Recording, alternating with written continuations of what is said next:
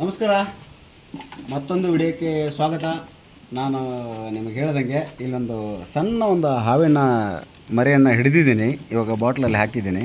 ಇದು ಯಾವುದೇ ಥರನಾದಂಥ ಹಾರ್ಮ್ ಮಾಡಲ್ಲ, ಮನುಷ್ಯನಿಗೆ ಕಚ್ಚಿದ್ರೂ ಕೂಡ ವಿಷಯ ಇರಲ್ಲ, ಕಚ್ಚೋದೂ ಇಲ್ಲ.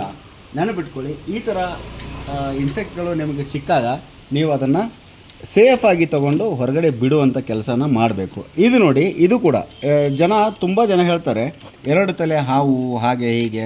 ಅದರ ಬಾಲ ಮತ್ತು ಅದರ ಮುಖನ ನೋಡಿ, ಎರಡೂ ಒಂದೇ ಥರ ಕಾಣೋದ್ರಿಂದ ಅದು ಎರಡು ತಲೆ ಹಾವು ಅಂತ ಹೇಳ್ತಾರೆ. ಅದನ್ನು ನಾನು ಇವಾಗ ರೆಸ್ಕ್ಯೂ ಮಾಡ್ತಾಯಿದ್ದೀನಿ. ಆದ ಕಾರಣ ನೀವೆಲ್ಲ ಏನು ಮಾಡಿ, ಈ ಥರ ಹಾವು ಕಂಡಲ್ಲಿ ಅದರ ಏನು ತಲೆ ಬಿಸಿ ಮಾಡ್ಕೋಬೇಡಿ, ಅದನ್ನು ಸೇಫಾಗಿ ಒಂದು ಕಡೆ ಬಿಟ್ಬಿಡಿ, ಆಯಿತಾ? ಮತ್ತೊಂದು ವಿಡಿಯೋದಲ್ಲಿ ಸಿಗೋಣಂತೆ. ಇದಕ್ಕೆ ಸ್ಯಾಂಡ್ ಬೋವಾ ಅಂತ ಕರಿತೀವಿ, ಆಯಿತಾ? ಅಂದರೆ ಮಣ್ಣುಮುಖ ಹಾವು ಅಂತ ಕರಿತೀವಿ.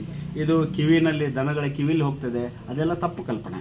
ಅದೆಲ್ಲ ಆ ಥರ ಏನೂ ಇಲ್ಲ, ಅದಕ್ಕೆ ಹಲ್ಲೇ ಇರಲ್ಲ. ಅದನ್ನು ನೋಡಿ, ನೀವು ಕ್ಲಿಯರಾಗಿ ನೋಡಿ, ಎಷ್ಟು ಮುದ್ದಾದ ಹಾವು. ಒಂದು ಸರಿ ನೋಡ್ಕೊಳ್ಳಿ ಎಷ್ಟು ಇದಿದೆ, ಅದರ ಬಾಯಲ್ಲಿದೆ ಏನು ನೋಡ್ಕೊಳ್ಳಿ. ನೋಡಿ, ನಾನು ಕೈಯಲ್ಲಿ ಹಿಡಿದಿದ್ದೀನಿ, ಈಗ ಆಲ್ರೆಡಿ ನಿಮಗೆ ಗೊತ್ತಾಗ್ತದೆ. ಆದರೆ ಅದು ಭಯ ಪಡ್ತಾ ಇದೆ, ಹಾಗಾಗಿ ನಾನು ಅದನ್ನು ಸೇಫಾಗಿ ಒಂದು ಇದರಲ್ಲಿ ಬಿಡ್ತೇನೆ. ನೋಡಿ,